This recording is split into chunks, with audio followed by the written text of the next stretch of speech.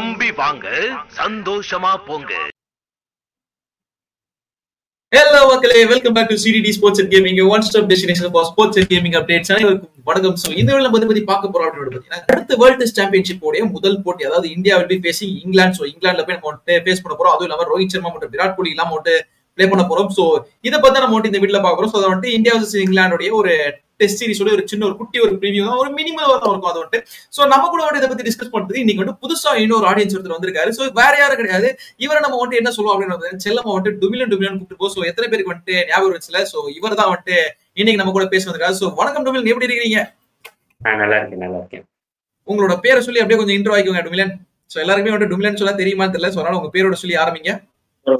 என்னோட பேர் RK Karthik. So சிடிடி தான் இந்த டுமிலன் பேர் வச்சாரு. ஸோ இது ஒரு ஸ்பெஷல் ஒகேஷன். இந்த மாதிரி ஒரு வீடியோல இன்வைட் பண்றதுக்கு ரொம்ப நன்றி. ஆக்சுவலி இவருடைய பேர் ஏன் டுமிலன் அப்படி வச்சிருக்கோம், இவருடைய இதுல நம்மளுடைய யூடியூப்ல நேம் ஆர்கே தமிழன் வச்சிருப்பாரு. சோ தமிழன் அப்படி ஒரு ஃபன்னா டுமிலன் கூப்பிட்டு அப்படியே செட் ஆயிடுச்சு. Okay, yes of course it's going to be a tough targetன்றது வர ஒரு ஸ்டீப் ஒரு மலையவே தள்ளி விடுற மாதிரி இருக்கும். சோ இதுதான் நம்ம இப்போ பார்த்துட்டு இருக்கோம் schedules. So India tour of England, அதாவது இந்த ஷெட்யூல் அனௌன்ஸ் பண்ணும்போது ரோஹித் சர்மா தான் டீமுக்கு கேப்டனா இருப்பாரு அப்படின்னு சொல்லிட்டு எல்லாரும் திங்க் பண்ணி கண்டிப்பா அனௌன்ஸ் பண்ணாங்க. பட் பாவம் ரோஹித் சர்மாவே ரிட்டையர் ஆயிட்டா. சோ இதுதான் நம்ம இந்தியாவோட 5 மேட்ச் டெஸ்ட் சீரிஸோட ஸ்குவாடா இருக்குது. சோ கிட்டத்தட்ட பாத்தீங்கன்னா இந்தியா 5 டெஸ்ட் மேட்ச்மே புது கேப்டன் கீழ தான் ப்ளே பண்ண போறாங்க. ஒரு மிகப்பெரிய சின்ன பிரச்சனை, மிகப்பெரிய சின்ன பிரச்சனை சொல்ல முடியாது, ஒரு பிரச்சனை இருந்தது. என்ன அப்படின்னா எந்த பேசிஸ்ல இவங்க சுப்மன் கில்ல கேப்டன் அனௌன்ஸ் பண்ணாங்க சொல்ல நிறைய பேருக்கு ஒரு கேள்வி இருக்கும். So this is the thing, அதாவது this is the right time to give நம்மளுடைய சுப்மன் கில்லுக்கு ஒரு கேப்டன்சி அப்படின்ற மாதிரி அவங்க ஃபீல் பண்றாங்க. ஏன்னா புதுசா ஒரு world test championship cycle start ஆக போகுது. அது மட்டும் இல்லாம பும்ரா அடிக்கடி இன்ஜுரி ஆயிடுறாரு. சோ பும்ரா மேல நம்ம ஓவரா பிரஷர் போடக்கூடாது.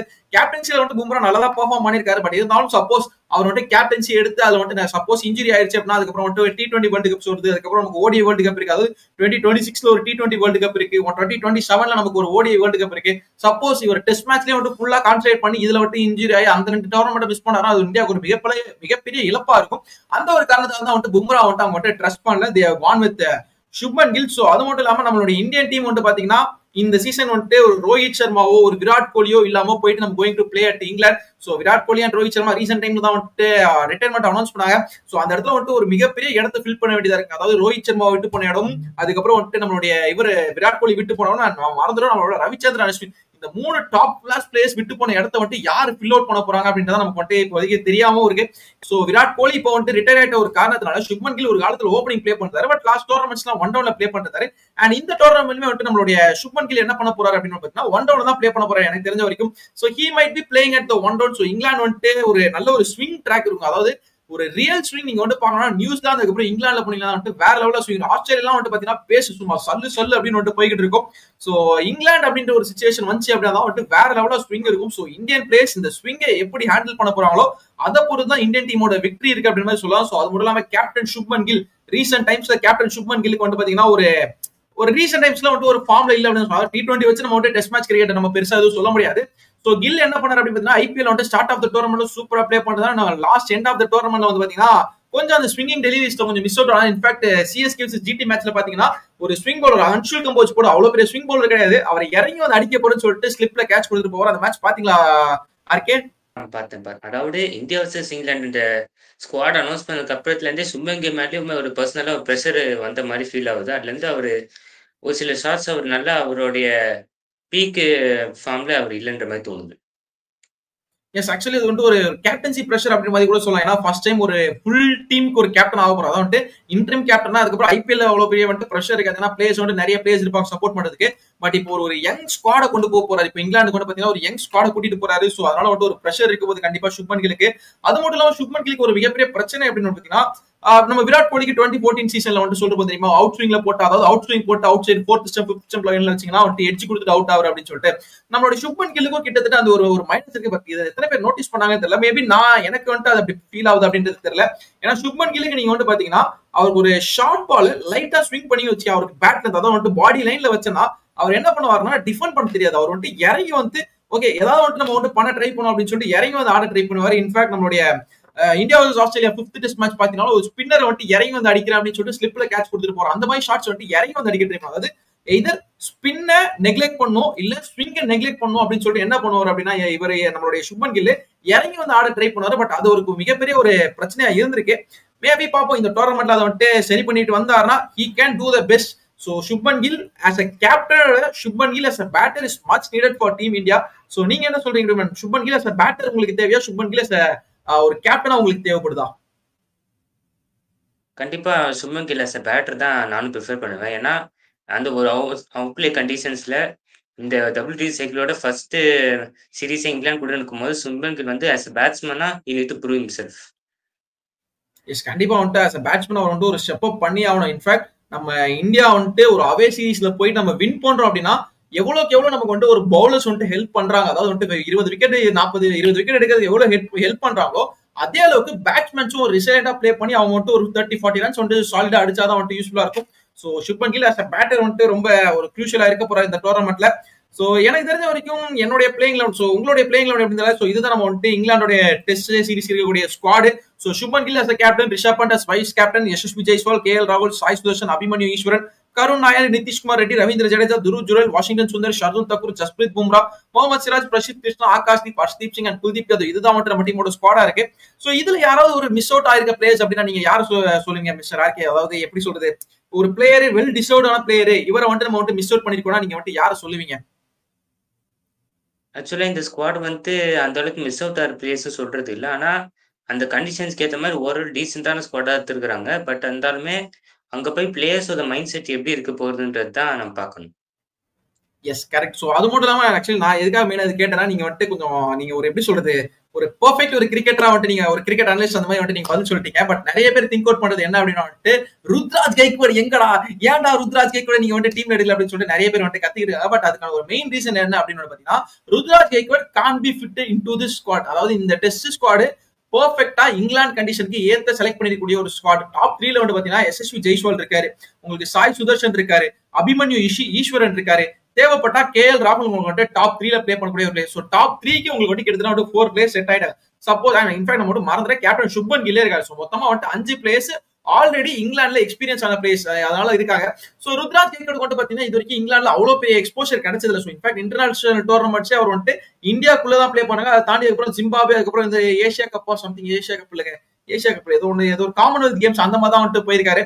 சோ மேபி அவருக்கு வந்துட்டு ஒரு இங்கிலாந்துடைய ஒரு எக்ஸ்போஷர் இருந்தா அவர் வந்துட்டு சூஸ் பண்றதுக்கு வாய்ப்பு இருக்கு. பட் இந்த 5 பேரை தாண்டி ருத்ராஜ் கைக்வாட் உள்ள வரணும் அப்படின்றது ரொம்ப கஷ்டமான விஷயம். ஃபைனலி ருத்ராஜ் கைக்வாட் வந்து ஒரு நல்ல டிசிஷன் எடுத்துக்காரு. இப்ப போயிட்டு கவுண்டில ODI கிரிக்கெட் வந்து பிளே பண்ண போறாரு அப்படின்னு கேள்விப்பட்டிருக்கேன். சோ அதனால Ruturaj Gaikwad couldn't be put into this squad அப்படின்னு தான் நான் சொல்லுவேன். ஏன்னா இந்த ஸ்குவாட் ஆல்ரெடி பெஸ்ட் ஸ்குவாடா இருக்கு. ருத்ராஜ் கைக்வாட் டாப் 3 தாண்டி கீழே இறங்கினாரா அவரோட பெர்ஃபார்மன்ஸ் அந்த அளவுக்கு பெருசா இருந்தது கிடையாது. சோ டாப் 3 ஆல்ரெடி ஸ்டாக்கா இருக்கு. ஏன்னா சாய் சுதர்ஷன் ஆல்ரெடி வந்து கவுண்டி கிரிக்கெட் பிளே பண்ணிருக்காரு. சரே டீமுக்காக ஆடிக்காரா, சசெக்ஸ் டீம் ஏதோ ஒரு டீமுக்கு ஆடி இருக்காரு. சோ நல்ல வந்து ரெக்கார்ட் இருக்கு. யசஸ்வி ஜெய்ஸ்வால் ஓகே ஓரளவு வந்துட்டு ஸ்விங்கிங் கண்டிஷன்ஸ்ல இது வரைக்கும் அவையில வந்து நல்லா பெர்ஃபார்ம் பண்ணிருக்காரு. அதுக்கப்புறம் நம்மளுடைய இவர் சுப்மன் கில் வந்துட்டு ஒரு கேப்டன் அப்படின்னா அவர் கண்டிப்பா பிளே பண்ணி தான் ஆகணும். KL ராகுலுக்கு ஆல்ரெடி வந்து நமக்கு எக்ஸ்பீரியன்ஸ் இருக்கு. சோ அபிமன்யு ஈஸ்வரன் இந்தியா ஏக்கு டொமஸ்டிக்ல ஒரு அருமையா பிளே பண்ணிட்டு இருந்த ஒரு player finally has got a chance in the last 2 series.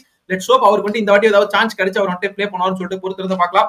So okay, so என்னோட நான் பிளேயிங் லெவன் ஃபர்ஸ்ட் சொல்றேன். சோ இந்தியா வர்சஸ் இங்கிலாந்து இந்த டோர்னமெண்ட் அதுவும் இல்லாம வந்துட்டு ஆண்டர்சன் டெண்டுல்கர் டிராஃபி அப்படின்னு சொல்லிட்டு ரீநேம் பண்றாங்க. சோ இந்த டோர்னமெண்ட்டுக்கு என்னோட playing eleven first test match நான் என்ன பிளேயிங் லெவன் சொல்லுவேன் அப்படின்னு பாத்தீங்கன்னா so I will go with Yashasvi Jaiswal and Sai Sudarshan openers and one down captain Shubman Gill வருவாரு.